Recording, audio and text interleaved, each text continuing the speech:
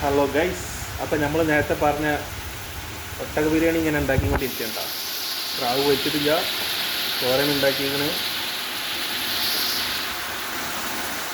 ഉള്ളി വാടിക്കൊണ്ടിരിക്കുന്നുണ്ട്. 12 ആൾ 15 ആളുണ്ടാവും തോന്നുന്നു ഭക്ഷണത്തിൽ.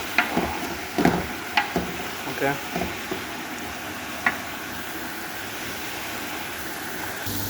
അപ്പോൾ വെളുത്തുള്ളി ഇഞ്ചൊക്കെ ഇട്ട് ഉള്ളി ഏകദേശം വാടിക്കൊണ്ടിരിക്കുന്നുണ്ട് കേട്ടോ. അടുത്ത് തക്കാളി ഇടാൻ പോകുന്നു.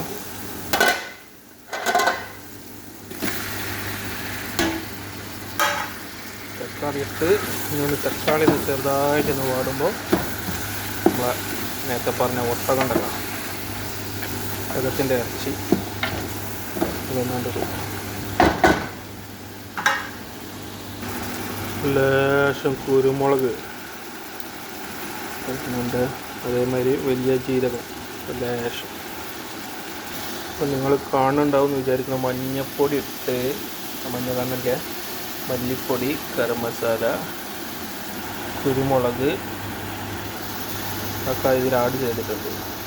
അപ്പോൾ ഇതിൽ ഇറച്ചിട്ട് ഇതിൽ ലേശം പൈനാപ്പിളിൻ്റെ എസൻസ് ആഡ് ചെയ്തിട്ടുണ്ട് ടേസ്റ്റിന്.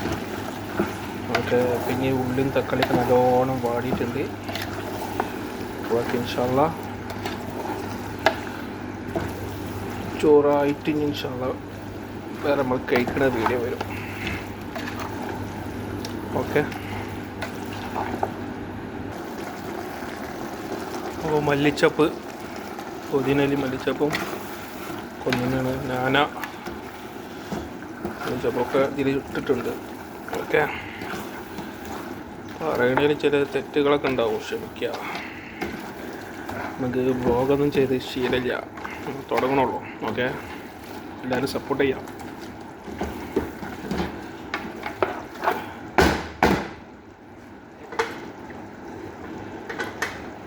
അപ്പം നമ്മൾ നേരത്തെ പറഞ്ഞ സ്രാവ് പൊരിക്കുകയാണ് കേട്ടോ.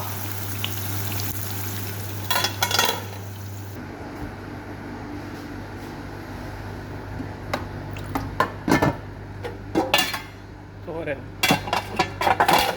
പിന്നെ ഇന്നലെ ഒരു പായസം കുടിക്കാനൊരു പൂതി.